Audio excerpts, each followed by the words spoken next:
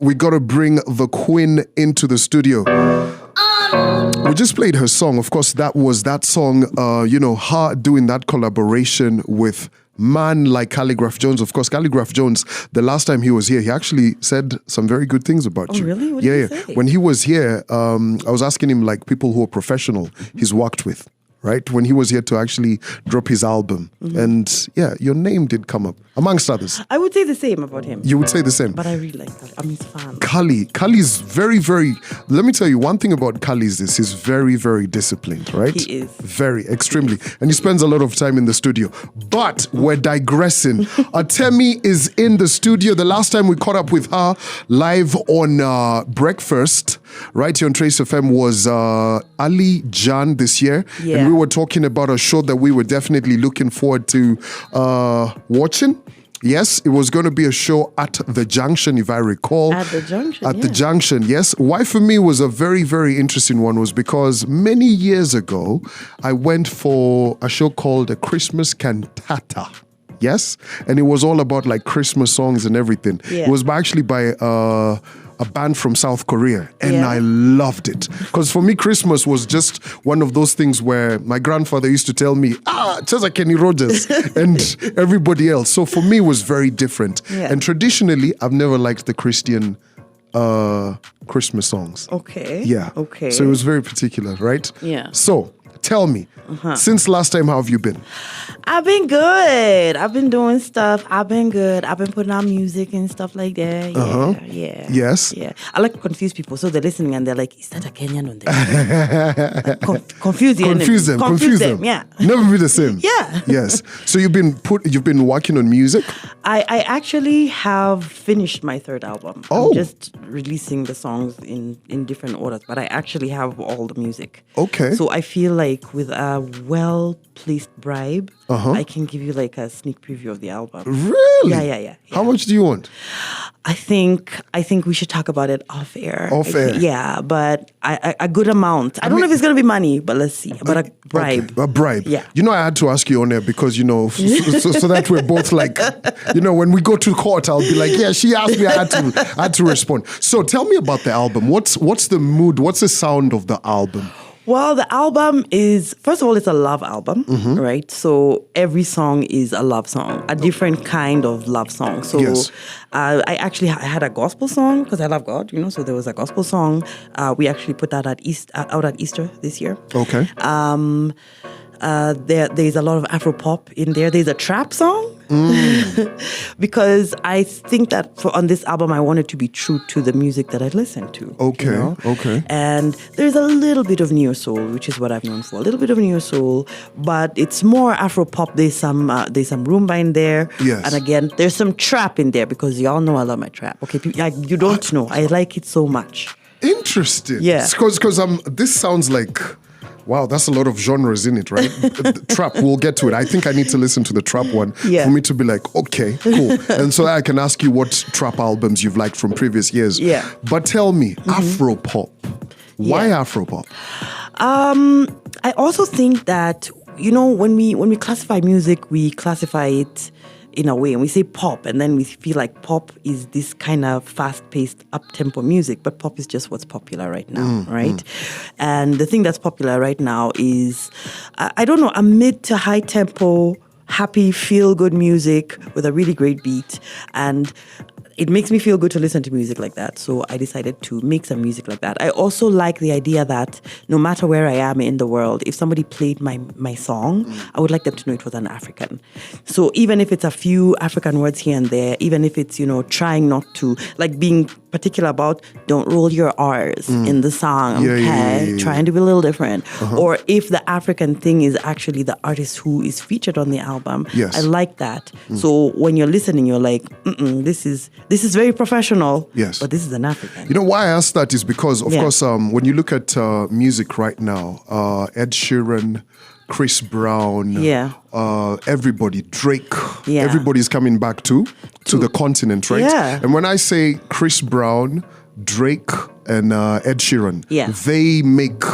They bounce into popular music, right? Like whenever you look at the Hot 100, their songs they'll be there for years, right? Yeah. And they've all come onto the continent. And right now, when you look at like Afro Nation, it's such a good time for anyone on the continent to be dropping music, right? Really so there's a whole conversation that's happening, right? So Burna Boy has come out. He's just dropped a brand new album. He's saying he doesn't make Afro beats. He makes Afro fusion, right?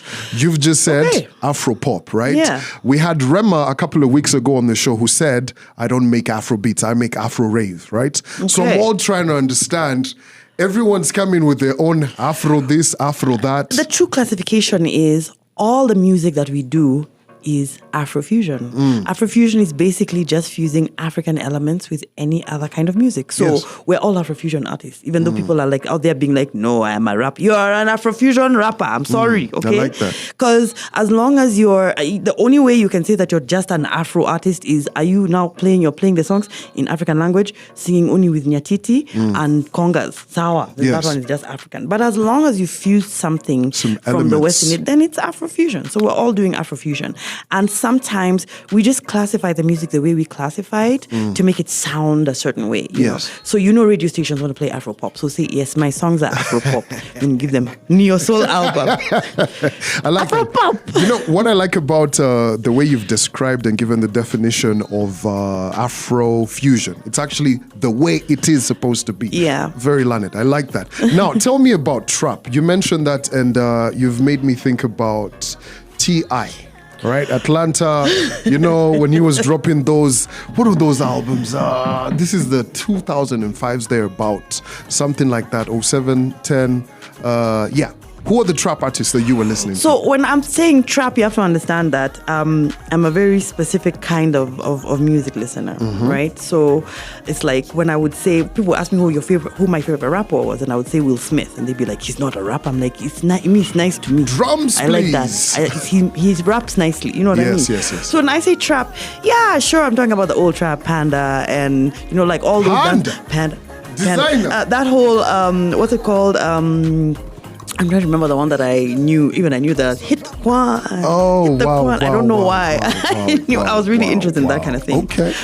But like during the whole COVID time, I found myself playing Black Parade by Beyonce and Savage on repeat. On rotation. Then I said, then write a song like that. Okay. What's disturbing you? Write a song like that. Yes. So when I say trap, that's what I'm talking about. That's the kind of thing I'm talking about. Okay. Yeah. Interesting. So on the trap song, I actually feature Kagwe and Wambura Mitaru, but she's not singing on this one. She's actually rapping. She's rapping. Yeah. Interesting. Yeah. Okay, I like that you've teased it, right? Because shout going out to Kagwe, he's always one of the most creative minds to work with in the industry, right?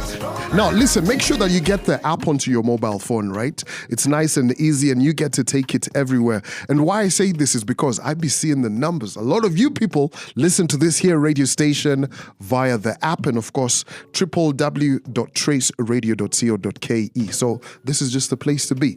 Now, Atemi, that song, You Are Nameless, tell me about it. How did that song come about?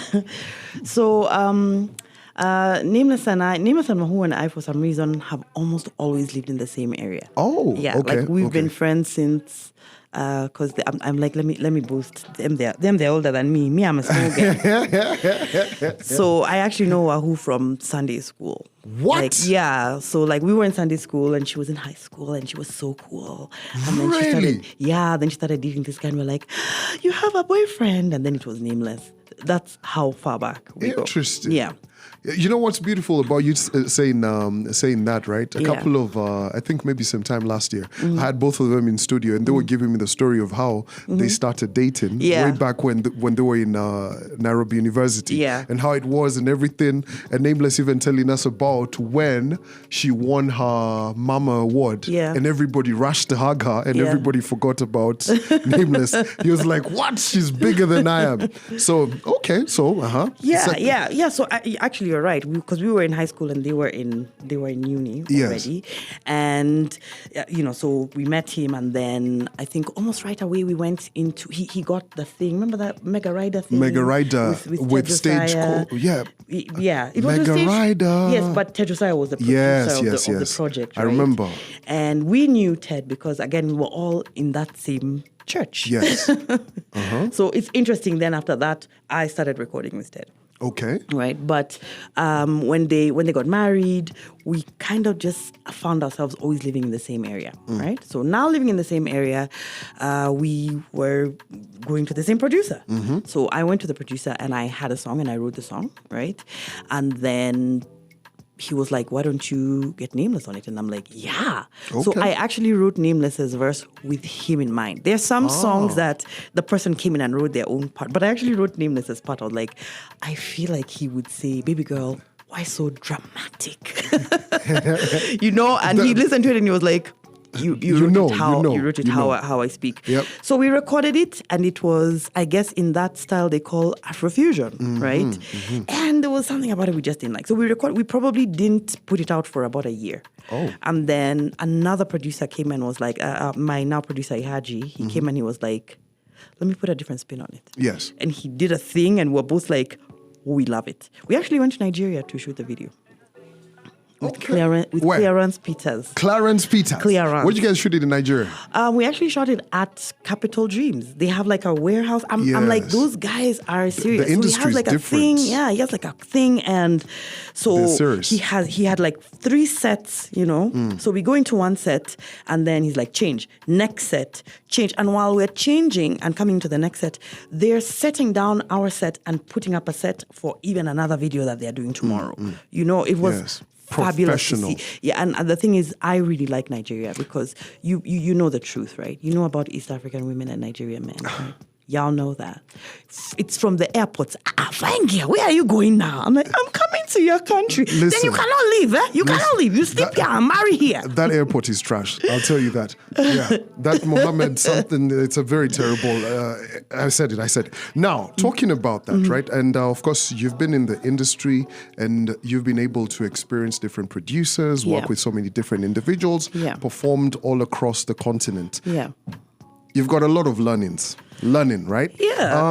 What would you do to the industry? Like, say, for instance, we told you're now the queen of Kenyan music, which you are, right? But we've given you the mandate to make this scene into an industry. What would you do? The first thing I would do is I would do everything I could to make the Kenyan music key. I'll say this because you listen to a lot of music. You know there's a lot of good music here, right? There's a lot. A lot coming out every day. Artists who people don't even get to hear because they're not big enough maybe to make it to a radio show. Wonderful performers. But in fact, I actually tweeted this last night and I was like, if I was the queen of the industry, I don't want to just be the queen of the industry. I want to be the queen of social media because we have such a powerful tool in Kenya. And the thing is, we don't use it for good. This tool is called KOT. Okay? Yeah. Imagine if KOT woke up one morning and said, you know what we're going to do? We're going to make Kenyan music the biggest music in Africa. Yep. Not even in Kenya. In Africa. In Africa, you don't it's think possible. we could do it? It's Have we not crucified someone the other day? What did she say? This woman who said On Fox pregnant News. women. We have crucified her. You know what I mean? As in, we've made people shut down accounts because that is the power behind KOT. Yep. Imagine if KOT woke up and said, guys, this is what we're doing, right? Once a week, every Thursday, we're going to pick a Kenyan hit and we're going to make it the biggest hit in On the continent. Africa. Yeah. Yep. We could do it. We actually could. Yeah.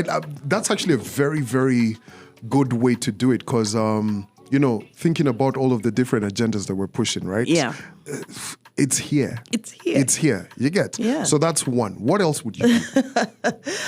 I would build an entertainment venue.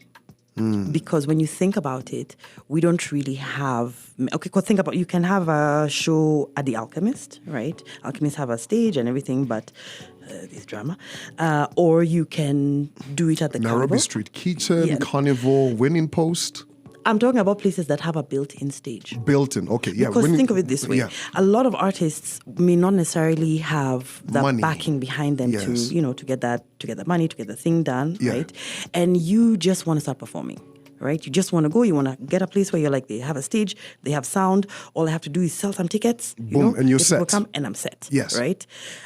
I wish we had a place like that. And it's like, well, back in the day, it used to be Allianz. Allianz was very affordable. Yes. But very affordable. You still have to get sound, but they had a way that they subsidized the sound for you. I don't know how they did it. I know that the first gig I ever did on my own, which sold out, I'm telling you, the money that we spent on the gig, Yani for the venue, I think it was 14K. What? Yeah. Huh? Yeah.